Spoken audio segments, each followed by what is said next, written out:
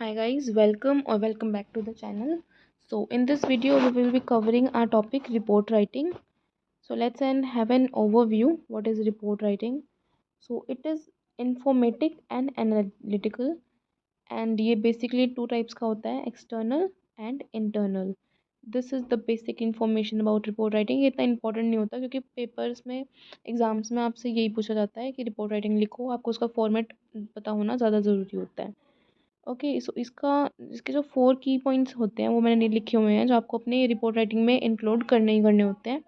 That is the methodology, findings, recommendations, write name and sign out. These are the 4 key words, 4 की points जो आपको अपनी report writing में include करने होते हैं. ओके, फर्दर UNI का यूज़ आप रिपोर्ट राइटिंग में नहीं करते हो.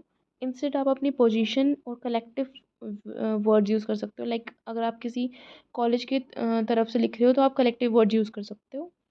आपको रिपोर्ट राइटिंग में पैसिव वॉइस का यूज़ ज़्यादा करना होता है. ऑल्सो आप यूज़ कर सकते हो as requested by your authority, ऐसे आप यूज़ कर सकते हो रिपोर्ट राइटिंग में. Format we will discuss with the example जो मैंने नीचे गिवन है. ऑल्सो अबाउट द टॉपिक्स जो रिपोर्ट राइटिंग में आते हैं.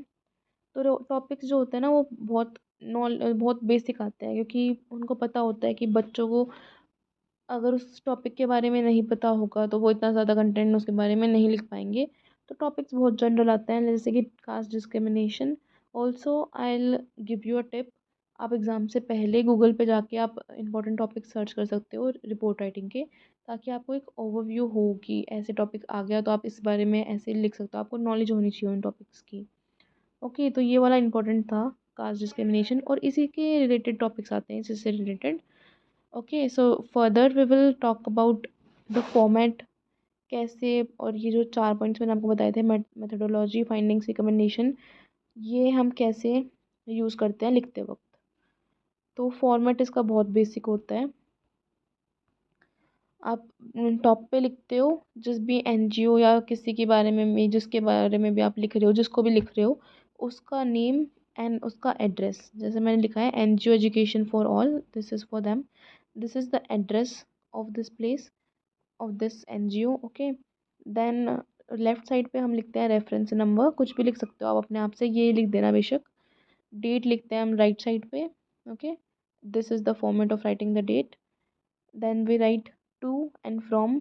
टू एंड फ्रॉम में भी इंक्लूड, टू में आएगा जिसको आप लिख रहे हो. Like I written director NGO education for all doctor Nidhi Taran. And from मतलब आपको अपना लिखना है. Team leader research and field work Juhi Ira. Okay, this is your name. Subject बहुत ही सिंपल है, एक लाइन में लिख सकते हो. Report on caste discrimination in new Delhi schools. Okay, start आप ऐसे कर सकते हो.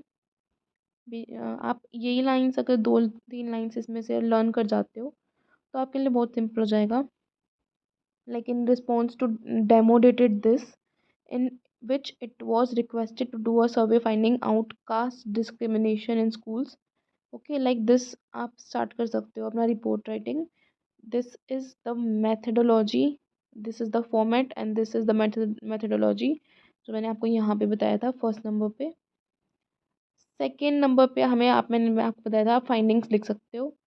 तो ये मैंने फाइंडिंग्स यहाँ पे लिख रखे हैं. The following are the findings. Findings में आप कैसे लिख सकते हो. In comparison to 1950s it was observe that many more children from marginalised caste are attending schools today. आप इसमें बेसिकली फैक्ट्स लिख सकते हो, फाइंडिंग्स लिख सकते हो. Like this I have written here. Third number पे हमारा था recommendations, and recommendations are these. इसमें आप लिख सकते हो there should immediately be a government policy mandating the presence of a committee on campus where students can fill complaints, and it should be ensured that they are able to do in a safer manner. So these are the recommendations. Okay,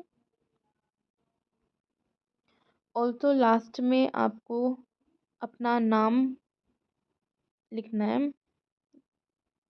like I have written here Juhi Ira and you need to sign. So पहले sign कर दो, then write your name and sign out. That's all for the report writing format.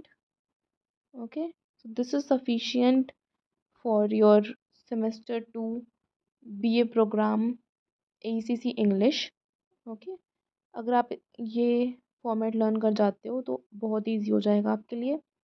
Also अगर आप इस वे में लिखते हो तो ज़्यादा इफेक्टिव और ज़्यादा मार्क्स मिलने के आपको चांसेस हैं।